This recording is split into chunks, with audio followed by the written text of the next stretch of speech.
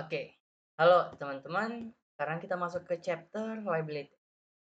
Liabilities itu pada umumnya itu ada dua. Yang pertama non-current, kemudian ada yang current.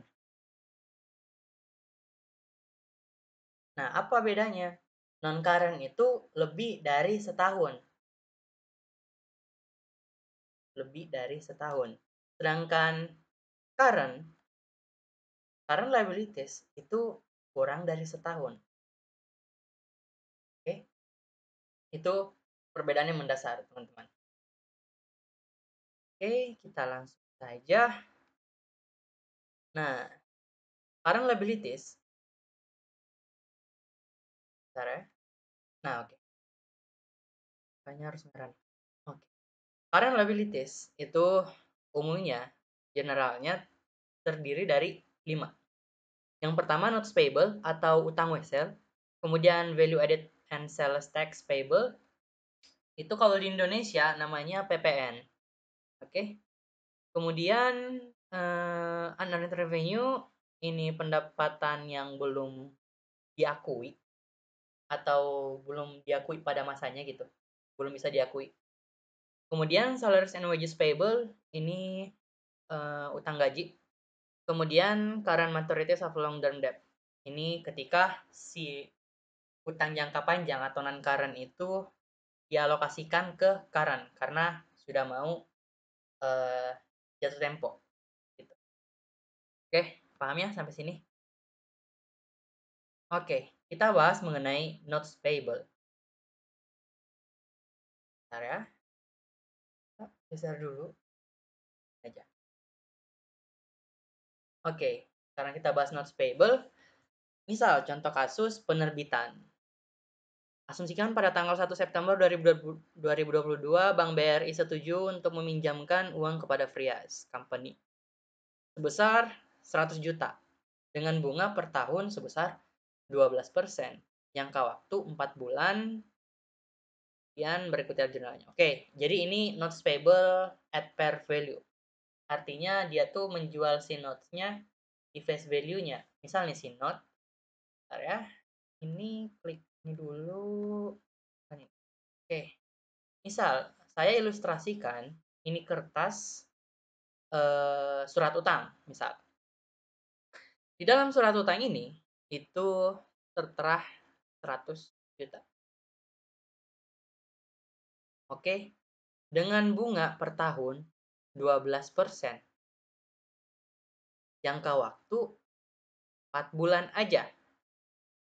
Nah, ini perjanjian atau surat yang ditandatangani oleh Rias Company sebagai pihak pertama dan pihak kedua sebagai Bank BRI. Misal, ya, ini dinamakan, nilai yang di dalam surat ini dinamakan sebagai face value atau nilai nominal yang ada di wesel itu.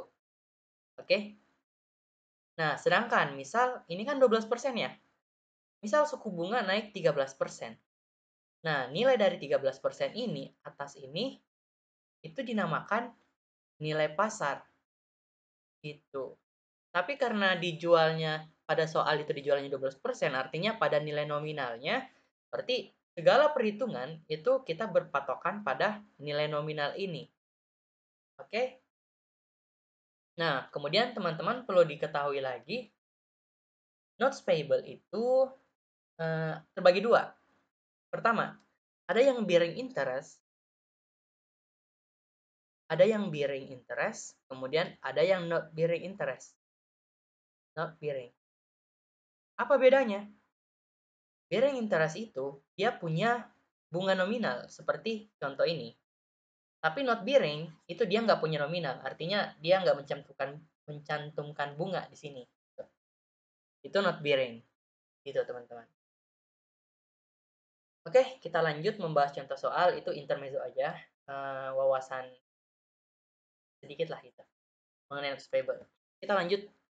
Oke, karena dia dijual di harga par value atau face value, kemudian ini adalah bearing interest, maka jurnal pada saat penerbitan pada saat penjualan itu 100 juta pasti. Kemudian, nah ini perhatikan tanggalnya teman-teman. 31 Desember 2022, interest expense di debit, interest payable di kredit. Kenapa? Jadi gini, ini notes payable-nya itu bersifat interest bearing, artinya dia punya bunga. Seperti di atas, nah ini dia punya bunga 12%. Berarti selama 4 bulan si Freas Company wajib untuk membayarkan 12% dari nilai nominal ini ke Bank BRI. Berapa? Sebesar 4 juta. Nah, perlu diketahui lagi, ini eh, ada dua situasi nih, teman-teman. Nah, saya akan gambar kayak gini, petakin 1, 2, 9, 10, 11, 12, ganti warna 1. Oke, teman lihat, perhatikan, ini 31 bulan, sorry, ini kurang ya, bentar ya, bentar. Itu, oke, 1, 1, 3, 1, 9, 10, 11, 12, ganti 1. Oke, teman-teman perhatikan, ini misal tanggal 1 bulan 9, 2022. Ini tanggal 31 bulan 9, 2022. Ini tanggal 31, 31. Ini 30 ya, bulan 9 itu sampai 30 doang. 31 bulan 10, 2022. 30 bulan 11, 2022. Kemudian 31 bulan 12, 2022. 2022. Ini tanggal 1.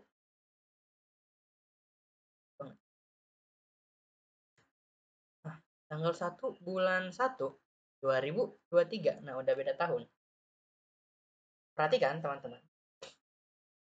Pada tanggal 1 bulan 9, 2022, itu belum ada bunga yang terjadi. Kenapa? Karena waktunya belum berjalan. Di sini belum ada bunga. Gitu. Belum ada bunga di sini. Dia akan berjalan, itu kan 4 bulan ya jatuh temponya. Dari tanggal 1 ke sini, itu 1 bulan. Tanggal ini ke sini, 2 bulan. Tanggal ini ke sini, 3 bulan. Ini ke sini, 4 bulan. Oke? Paham ya? Nah, harusnya kan jatuh tempo di sini ya. Nah, kita bahas sekarang penjelasannya. Bunga itu akan berjalan ketika dia udah menyentuh 1 bulan ini. Ataupun ketika udah menyentuh beberapa hari. Nah, jadi untuk bunganya dari sini ke sini, itu 1/12. Dari sini ke sini, dihitung 2/12. Dari sini ke sini, 3/12. Dari sini ke sini, 4/12. Nah, kenapa di sini diakuin? Kenapa harus di sini tanggal 31 ini? Karena ini udah periode yang akan datang di sini. Maka sebelum menutup periode, kita hitung dulu di 4 bulan bunga yang telah berjalan. Oke, makanya di sini itu apa ya namanya? Rasionya 4/12. Gitu. 100 juta kali 12% pasti bunganya 4/12 karena cuma 4 bulan doang gitu si bunga itu berjalan karena jatuh temponya juga ya cuma 4 bulan gitu. Oke, saya. Nah, kemudian itu masalah perhitungan bunga. Sekarang masalah penjurnalan. Oke, teman-teman perhatikan. Ini ada tanggal 31 bulan 12, ini interest expense. Oke, kenapa? Karena kita hanya menjurnal bunga yang berjalan. Artinya, bunga yang seharusnya dibayar 4 juta karena nggak bisa di tanggal 1, itu udah lintas periode, kita alokasikan dulu, oke, ke interest payable. Kita alokasiin dulu bunga 4 jutanya karena belum bisa dibayar. dibayarnya tanggal 1 bulan 1 2023, yaitu periode selanjutnya. Oke? Maka kita alokasikan dulu, masukin dulu si interest expense ini ke interest payable. Berapa? Sebesar 4 juta. Kenapa harus interest payable? Karena balik lagi konsep kelompok akun. Itu ada dua kelompok akun ya. Ada akun real dan ada akun nominal atau temporer. Akun temporer itu beban pendapatan. Akun nominal itu aset, liabilitas, ekuitas. Interest payable termasuk akun real. Kenapa? Karena dia nggak akan dieliminasi di akhir periode, sedangkan expense dan expense dan revenue itu akan dieliminasi di akhir periode. Makanya si interest payable ini, hanya interest payable ini yang bisa lintas periode nominalnya. Kenapa? Karena di akhir periode dia nggak ditutup selama itu belum dibayarkan. Oke? Nanti ya sampai sini. Nah, kita alokasikan si interest expense ke interest payable. Setelah itu, pada tanggal 1 barulah itu dialokasikan interest payable ini ke kas. Kas membayar kewajiban interest payable. Oke, gitu paradigma berpikirnya. Jadi teman-teman jangan cuma tahu dari mana si nominalnya, tapi tahu juga asal usul si angka itu seperti apa. Jadi tahu dulu konsepnya baru tahu cara hitungnya. Oke, teman-teman. Kemudian ini value added and sales tax payable. Ini gampang ya. Ya PPN biasa lah. Misal si Pria Store ini menjual selembar baju distro. Nah, misal ini bajunya nih. Pada Tuan Dani, seharga 150.000 di luar PPN, berarti belum termasuk PPN nih, si 150 sebesar 10%. Nah, teman-teman, ini recording ini aku buat tanggal 1 April 2022, pas di mana si PPN itu naik 11%, teman-teman. Jadi, ini belum sempat direvisi ya. Harusnya ini sudah 11%. Kita nggak pakai peraturan ini lagi, tapi kita pakai yang 11%. Oke? Tapi ini contoh soal, kita langsung aja sikat. Salesnya tuh 150. Oke, karena harga jualnya 150. PPN outcome. Outcome itu 10% dari 150 berapa? 15.000. Gampang ya? Berarti diterima 165. Oke, easy lah. Contoh kasus unaudited revenue. Asumsikan pada tanggal 24 Februari 2022, Persib Bandung menjual 2.000 tiket musiman seharga 250 Rp ya, harusnya mah Rp di sini. 250.000 per tiket untuk 5 kali pertandingan di Stadion Gelora Bandung, Lautan Api. Pertandingan pertama diadakan pada tanggal 1 Maret 2022. Maka Persib Bandung membuat jurnal sebagai berikut. Oke, lihat. Kita mengakui kas ketika emang terjadi transaksi. Oke, ingat. Unearned revenue itu kenapa dia namanya unearned revenue? Karena kita masih punya utang. Umumnya konsep pendapatan itu kayak gini, teman-teman. Pendapatan itu diakui sebagai pendapatan ketika si customer sudah menerima barang atau jasa dari perusahaan. Oke, ini baru diakui sebagai pendapatan. Sedangkan di contoh soal, Persib Bandung menjual 2.000 tiket musiman seharga 250 tiket. Dia ada. Nah, berarti ini belum apa ya? Belum kepake dong si tiketnya ini. Belum ada jasa yang diberikan oleh Persib Bandung. Benar nggak? Nah, nanti diakui sebagai pendapatan ketika si pertandingannya itu mulai. Baru diakui sebagai pendapatan. Teman-teman kalau mau lihat pendapatan, kalau nggak salah itu di PSAK 72 gitu atau 71 bagian situ ya.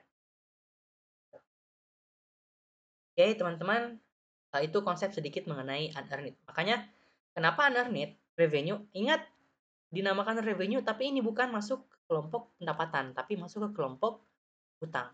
Oke. Itu, teman-teman. Kelompok kewajiban. Nah, pada tanggal 1 Maret 22, nah itu baru dibayar. Si unearned-nya itu pun masih 500, baru 100 juta terakui karena baru 1 kali pertandingan gitu. Ini kan 5 kali pertandingan ya, gitu teman-teman. Itu untuk mendapatkan si 500 juta ini, itu teman-teman kali aja 200.000 tiket, kemudian dikali 250, oke, itu bakalan dapat 1, 3, 3, 3, ini berapa nih? 50, ya cocok 500. Oke, jadi 500 juta itu untuk 5 kali pertandingan. Berarti tiap 1 kali pertandingan dibagi 5 aja. Berapa? Hasilnya 100 juta. Gampang ya? Easy lah. Oke, ini baru tiket revenue, ini baru akun pendapatan, ini akun kewajiban. Oke, gampang lah ya. Oke, teman-teman, salaries, wages, payable. Ini jadi di Amerika itu ada 2 terminologi mengenai karyawan. Pertama ada salaries, mengenai gaji, upah. Pertama ada salaries, ada wages. Nah, itu 2 terminologi berbeda, tapi kalau di Indonesia ya cuma satu ya, namanya gaji. Oke. Nah, ini utang gaji. Asumsikan Fresh Company tutup buku tahunan pada tanggal 27 Desember 2021. Gaji yang belum terbayarkan kepada karyawan. Ingat, gaji yang belum terbayarkan. Oke, itu garis bawahin. Kepada karyawan sebesar 64 juta. Perusahaan berjanji akan membayar gaji tersebut di awal tahun. Oke, jadi dibayarnya di awal tahun 2 Januari 2022. Nah, teman-teman, kewajiban. Jadi di sini karena biasa tuh perusahaan tutup buku ya di akhir tahun, terus belum sempat nge-record pembayaran gajinya. Misal 27 bulan 12 2021. Buat lagi garis.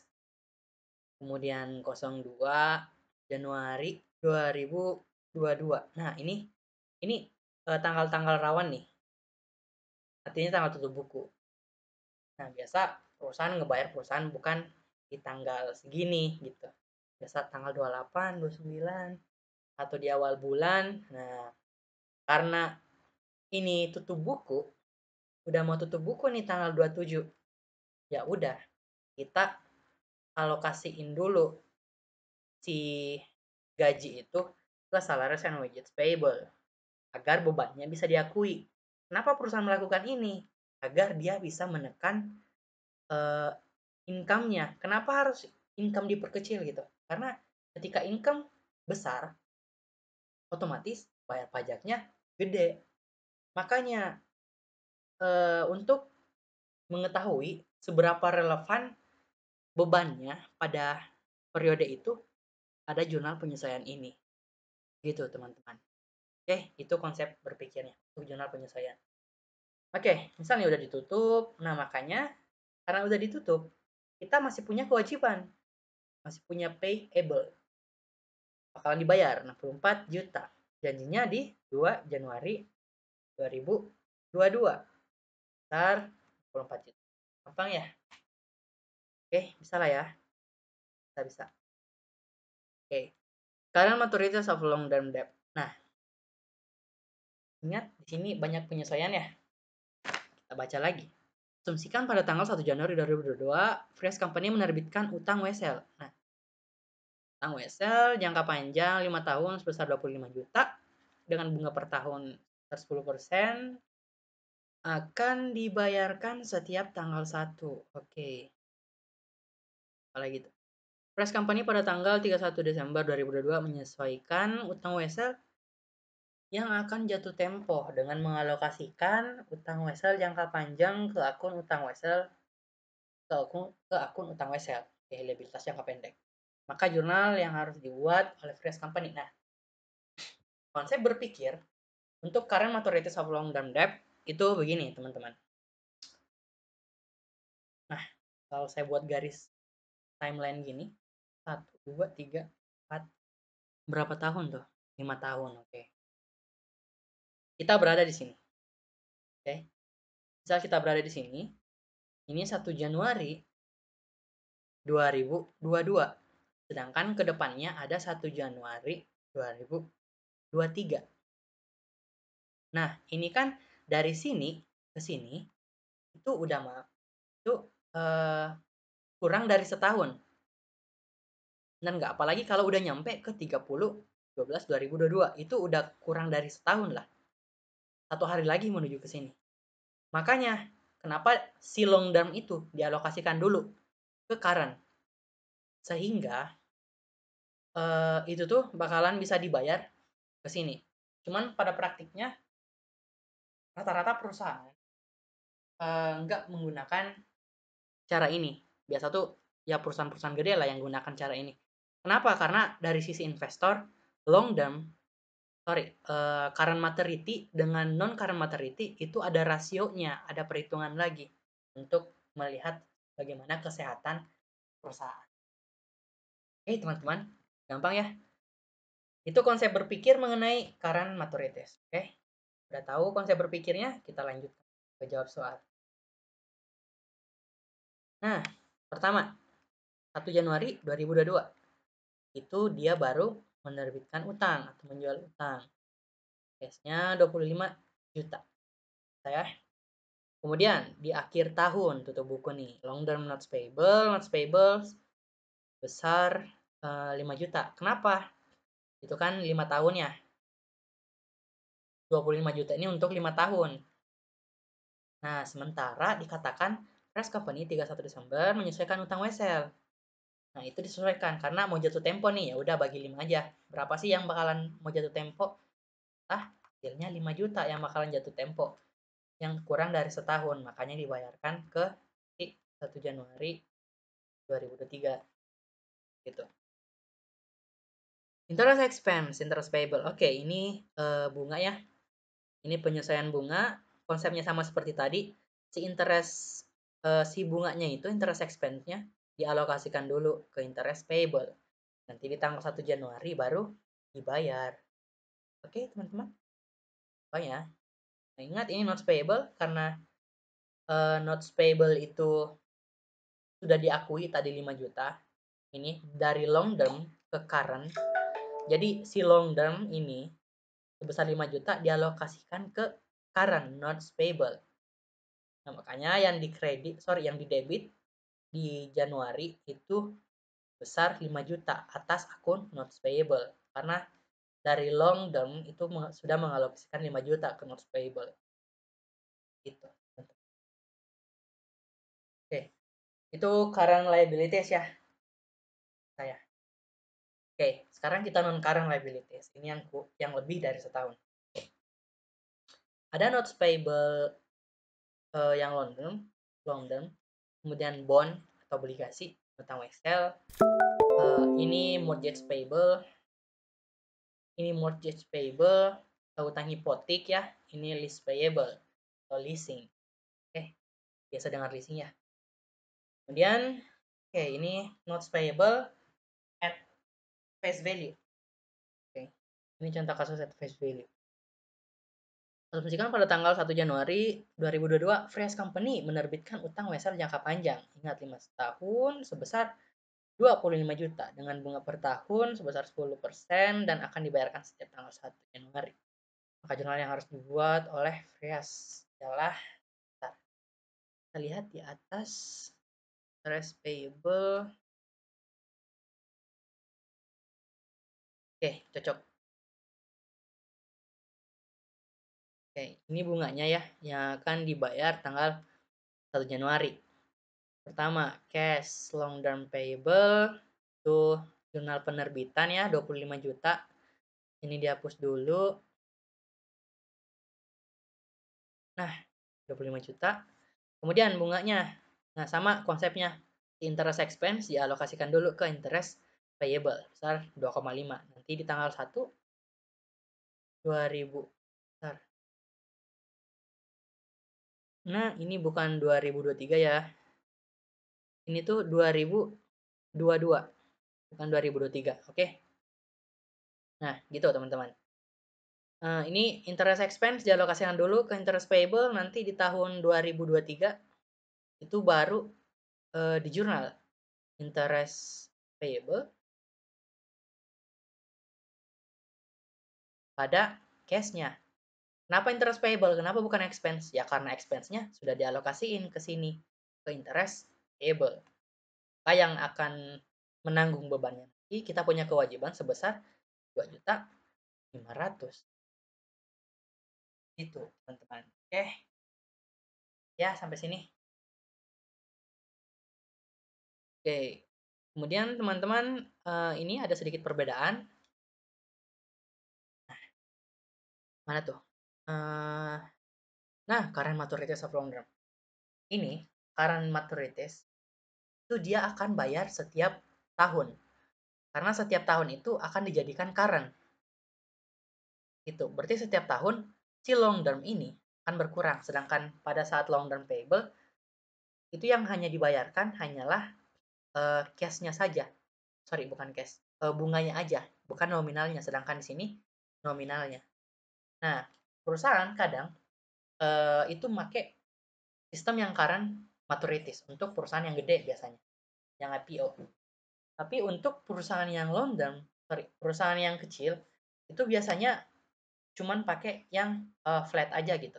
Nanti di akhir jatuh tempo baru dibayar. Gitu. Ini jatuh temponya 5 tahun ya, berarti 22, 23, 24, 25, 26. Nah, berarti 26 baru berkurang si long term-nya. Sedangkan untuk current maturity of long term debt itu berkurangnya setiap tahun. Gitu, teman-teman. Kemudian kita masuk ke konsep mortgage atau utang hipotek. Nah, utang hipotek ini itu sama konsepnya kayak notes payable, cuman ada beberapa perhitungan yang berbeda. Dinamakan utang hipotek ketika si utang wesel, si wesel itu dilapisi oleh jaminan. Misal pengen jaminan BPKP, BPKB, BPKB motor, atau misal jaminan rumah, jaminan sertifikat rumah, jaminan laptop, jaminan HP, jadinya bukan utang wesel lagi, tapi utang hipotek. Itu teman-teman. Bentar. Oke, pada tanggal 31 Desember 2022, sorry 2021, misal contohnya, Press Company menerbitkan surat hipotek jangka waktu 5 tahun. Ingat 5 tahun, senilai 36 juta dengan bunga per tahun 2%. Surat hipotek tersebut diterbitkan untuk mendapatkan motor Honda CR-V guna kepentingan kendaraan survei di desa. Oke. Prius Company harus membayar cicilan sebesar 7,6. Nah, per tahun. Jurnal yang dibuat oleh Prius Company adalah, nah, ini cicilannya udah ketahuan ya. Meskipun ada beberapa perhitungan yang kelewat karena ini contoh soal aja. Yang masih easy lah gitu. Nanti kalian bakalan dapat yang udah intermediate di semester 4. Oke, sekarang kita bahas dulu. Ketika diketahui si nilai cicilannya. Misal nilai cicilan, oke kita bahas dulu ini. 31 Desember. Ini jurnal penerbitan 36 juta. Nah, ini kita bahas mendalam. Misal, ya kan mau bayar 7637 ya, 702 untuk cicilannya. Ini pembayaran cicilannya full. Nah, cara ngedapetin ini itu karena dia ada beban bunganya gitu. Ada beban bunga per tahun. Berapa beban bunga ini harus dikalikan dengan carrying amount atau nilai bukunya. Berapa persen? 2%. Nah, karena di awal jadi masih segar ya si nominalnya, masih kurang nilai yang begitu variabel. Begitu varians gitu. Nah, 2% dikali 36 juta. Berapa? Berarti 720. Nah, lanjut lagi ke bawah. Berarti ini carrying amount-nya 29. Karena udah dikurangin dari sini. Gitu. Ntar kita hapus dulu ini. Hapus. Oke. Nah, dari mana dapat ini? Itu hasil pengurangan dari yang cicilannya include bunga, kemudian include ini. Nah, berarti si cicilan itu sudah masuk variabel bunga sama variabel nominalnya yang terus berkurang. Variabel nominal gitu. Karena 36 juta itu adalah harga di 5 tahun ke depan. Nah, makanya itu ditarik dulu ke 5 tahun ke depan berarti 2026 ya, 2026. Maka ditarik ke 2021 sehingga dapat harga segini, 6 juta. Gitu. Sama prediction-nya atau pengurangannya juga sama, itu sampai ke bawah. Ini juga 581 itu didapat karena 29,08 itu dikali dengan 2%-nya. Gitu. Gampang ya, ini tinggal ikutin tabel aja. Konsepnya mah sama kayak penyesuaian yang kemarin-kemarin, yang sebelum-sebelumnya. Gitu, teman-teman. Oke, ini dibayar setiap tahunnya cicilan tanggal 31. Liabilitas, utang leasing. Oke.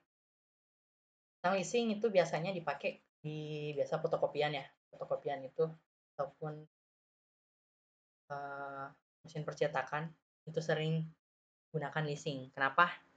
Karena bukan doyan nyicil tapi itu ada nilai kedepannya yang yang harus diperhitungkan karena bisa jadi 1000 tahun sekarang itu bukan lagi 1000 tapi 11.000. Nah, itu yang harus diperhitungkan ketika mau leasing ataupun utang-utang lainnya. Oke, misal Fresh Company pada tanggal 24 Februari 2022 memutuskan untuk melakukan leasing mesin printer baru dengan jangka waktu 4 tahun. Saat ini nilai mesin printer tersebut sebesar 2,5. Yang harus dibuat oleh Frias ialah, nah ini right of use asset, artinya kita nggak masukin mesin ini ke dalam aset ataupun equipment. Kenapa? Karena itu dia belum sepenuhnya menjadi hak kita gitu. Jadi si aset ini itu dimasukkan tetap ke aset tetap, tapi pengakuannya beda, bukan equipment tapi right of use asset. Itu berarti itu yang didapat dari leasing. Oke? Gitu teman-teman. Jadi 2.500.000 ini untuk waktu 4 tahun. Berarti dicicil hingga list liability-nya berkurang sampai akhirnya 0. Itu right of use-nya di akhir tuh biasa pemilik dikasihkan 2, apakah hmm, pengen beli si mesin ini dengan harga yang ditawarkan atau eh, langsung bayar jatuh tempo udah lepas di asetnya lagi.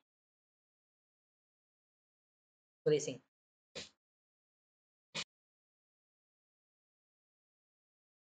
Oke. Nah, asumsikan bahwa pada tanggal 1 Januari 2022 Fresh Company menerbitkan obligasi seharga 64 juta untuk 8 tahun dengan bunga per tahunnya sebesar 5%. Obligasi tersebut diterbitkan sesuai dengan nilai parinya. Nah, sesuai dengan nilainya. Nilai pari itu ini, face value. Sama yang kayak saya tadi jelas. Misal ini bond ya, obligasi. Ini suratnya, dalam suratnya ada nilai nominal 40 juta atau nilai parinya. Bunganya tuh 5%.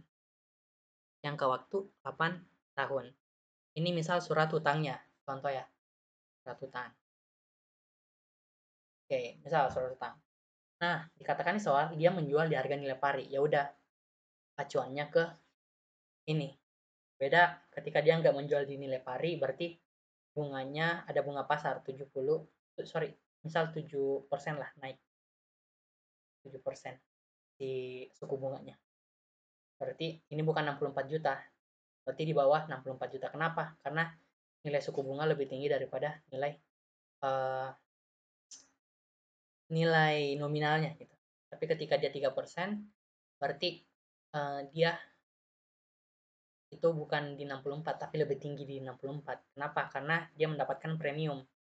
Suku bunganya lebih rendah daripada suku bunga pasar lebih rendah daripada bunga yang ada di kuponnya. Itu sedikit konsep mengenai obligasi. Oke, 1 Januari 2022. Bunganya 5%, cash. Oke, ini penerbitan, jurnal penerbitannya, bondnya di kredit. Kemudian tanggal 31 bulan 12, nah ini penyesuaian bunga. Sama, bunga yang berjalan tahun ini itu dialokasikan dulu ke payable agar nantinya di tanggal 1 itu bisa dibayarkan sebesar 3,2. Gitu, teman-teman. Konsepnya sama mengenai akun real dan akun nominal dan pengakuan expense biar income-nya tertekan agar nggak banyak pajak dibayar. Itu ya, teman-teman. Oke, ini kayaknya saya harus pakai 2 nih. Mana? Oke. Ini tetap, ini turun. Nah, ini kan dinilai par ya, pari. Ini nilai diskon. Kenapa diskon? Yang saya katakan tadi. Ketika bunganya 5%, terus misal sekarang tuh kalau diskon berarti di atas 5%, misal 7% lah. Nah, itu dinamakan diskon karena di suku bunga ini 7% akan mengurangi si nilai nominalnya. Berarti nanti sisanya 62. Ini 7% contoh aja ya, contoh-contoh. Gitu. 62 gitu. Makanya diskon karena nilainya lebih rendah dari nilai nominal. Gitu, teman. Untuk perhitungannya kenapa sampai dapat 62 itu nanti dipelajari di intermediate semester 4. Ini masih dasar ya. Masih jurnal penerbitan aja gitu. Oke, ini nah premium nih. Premium dikatakan premium karena nilai jualnya itu di atas 64 juta. Karena itu balik lagi pengaruh suku bunga pasar. Misal nih 5%, berarti di bawah 5% si nilainya kalau mau premium. Misal 3% atau 2% atau 4,5 gitu. Ini langsung aja dipatokin 66. Itu ya untuk liabilities mengenai current dan non current. Oke, semoga bermanfaat, semoga teman-teman suka, paham.